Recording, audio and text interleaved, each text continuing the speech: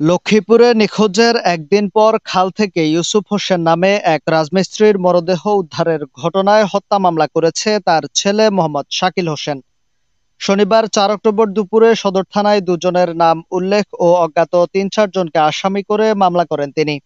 এতে পুলিশ অভিযান চালিয়ে এজাহারভুক্ত আসামি নিহতের ছোট ভাই হানিফ ও জুয়েলকে গ্রেফতার করেছে। এর আগে শুক্রবার ৩ অক্টোবর রাত 10:30টার দিকে সদর উপজেলার দালালবাজার ফালারহাট সড়কের কোরালিয়া খাল থেকে ইউসুফ হোসেনের মরদেহটি উদ্ধার করে পুলিশ। তিনি বৃহস্পতিবার ২ অক্টোবর রাত ৯:৩০টার পর থেকে নিখোঁজ ছিলেন। নিহত ইউসুফ সদর উপজেলার দক্ষিণ হামসাদি ইউনিয়নের পশ্চিম গোপীনাথপুর গ্রামের হাবিবুল্লাহ হাজী বাড়ির আবুল কাশেমের ছেলে। নিহত ইউসুফের ছেলে মোহাম্মদ শাকিল বলেন, বাবার সঙ্গে বৃহস্পতিবার রাত ৯টার দিকে বাড়ির সামনে শেষ কথা হয়। এরপর থেকে তাকে খুঁজে পাওয়া যায়নি। খবর পেয়ে এসে দেখি খালে তার মরদেহ পড়ে আছে, পা গামছা দিয়ে বাঁধা ছিল। এটি পরিকল্পিত হত্যা। আমাদের পারিবারিক জমি বন্টন নিয়ে চাচাদের সঙ্গে বিরোধ রয়েছে, এছাড়া আর কারোর সঙ্গে বাবার কোনো বিরোধ নেই। আমরা আমার বাবার হত্যার বিচার চাই। গতকাল রাত ৯টায় আমার শেষ কথা হয়েছে আমাদের রাস্তার মুখে। এরপর কথা শেষ হওয়ার পর আমি বাড়িতে ঢুকে গেছি, আব্বা ওইখানেই ছিল, রাস্তার মুখেই ছিল। পরে আমি খাওয়া দাওয়া করে ঘুমাই গেছি। সকালে বাজারে এদিকে গেছি, ওইদিকে ছিলাম। জুমা পড়ে মামাদের বাড়িতে গেছি, বড় মামাদের বাড়িতে। আমাদের বাড়ি থেকে সন্ধ্যায় আসার পর আম্মা যখন বলতেছে যে তোর আব্বারে তো পাইতেছি না, আমি এলাকার দোকানগুলোতে জিজ্ঞেস করছি, ওই যে জাগির কাকার দোকানে যে জিজ্ঞেস করছি বেরিতে, যে আব্বারে কালকে রাত্রের পর থেকে ৯টার পর থেকে এখন পর্যন্ত দেখছেন কিনা। মোস্তফা কাকার সাথে কথা বলছি যে দেখছেন কিনা, ওনারা বলতেছে যে না দেখি নাই।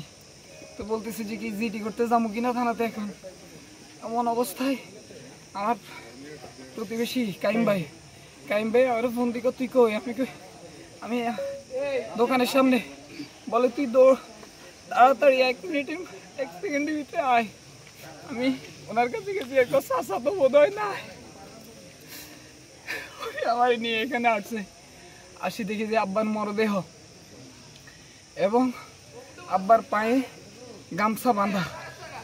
ওনাকে এমনভাবে রাখা হয়েছে, উপরে গাছ, নিচে একেবারে ফ্রেশ,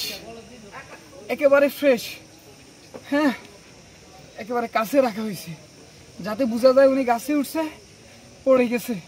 এটা পরিকল্পনা, কারণ উনি যদি গাছের মাথা থেকে পড়তো, খালের মাঝামাঝি অবস্থায় পড়তো, এক পাশে আসার কোনো সম্ভাবনা নাই। আর যদি নিচে একেবারে কাছ থেকে পড়তো, এই খালটা তেমন গভীর না, ওনার পায়ে ন্যূনতম কাদা হইলেও থাকতো। ওনার পা একেবারে ফ্রেশ। আমার বিচার, আপনার সাথে পারিবারিক কোনো দ্বন্দ্ব আছে কিনা? পারিবারিক দ্বন্দ্ব বলতে আমাদের আগে জায়গা জমি নিয়ে বন্টন নিয়ে একটা বিতর্ক আছে আমাদের নিজেদের মধ্যে, বাপ চাচা নিজেদের মধ্যে, জমি নিয়ে না, বন্টন নিয়ে। ওনাদের কথা হচ্ছে আমরা দুই দিক, এদিকেও মালিক ওইদিকেও মালিক, এইটা নিয়ে একটা বিতর্ক আছে। এই কারণে কি ঘটনা হতে এবং এই বিতর্ক নিয়ে গত 10-20 দিন আগে আমার ফুফি, মেজু ফুফি আমার গায়ে হাত তুলছে। তোলার পর এটা আর আমরা বাড়াই নেই, পারিবারিক বিষয়ের কারণে, এলাকাতে মান সম্মানের বিষয় চিন্তা করে আমরা বাড়াই নেই। তিক্ততা বাড়বো এটা চিন্তা করে আমরা বাবা বাড়াই নেই। ও একটা কথা, আল্লাহ নমরুদকে ছাড় দেয় নাই, যে পরিকল্পনা করে এ হত্যা করছে, আল্লাহ তারে ছাড় দিত